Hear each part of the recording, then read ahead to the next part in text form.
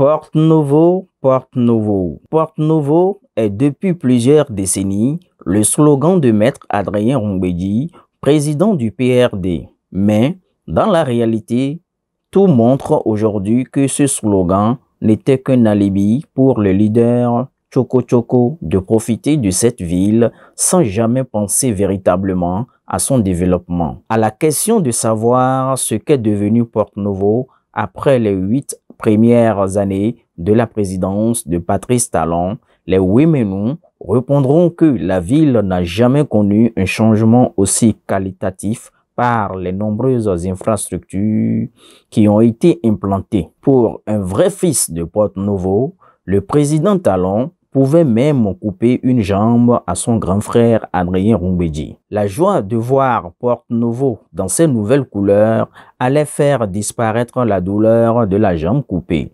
Roumbédi continuerait à bénir le président Talon. Ce serait comme si quelqu'un vous déshabillait pour meubler la silhouette de votre enfant d'or.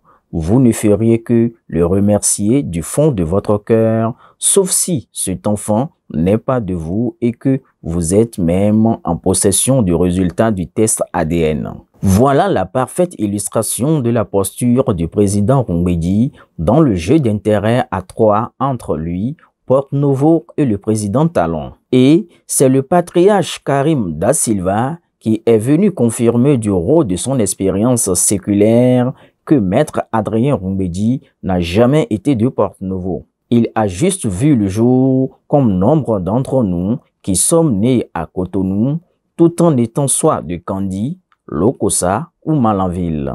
C'est donc normal que face à ses intérêts personnels, le président du PRD, qui souffrait déjà trop de voir ses avantages personnels mourir dans la fusion de son parti dans l'UP, cherche à faire des scènes de ménage jusqu'à avoir le divorce forcé souhaité.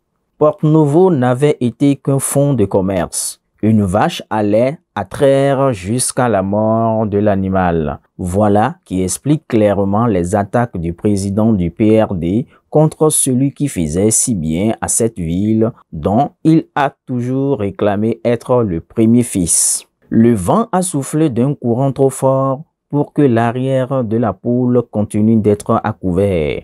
Gloire immortelle donc au patriarche Karim Da Silva, digne fils de Porte Novo et historien principal pour reconstituer le glorieux passé de cette commune. Aboubakar Takou.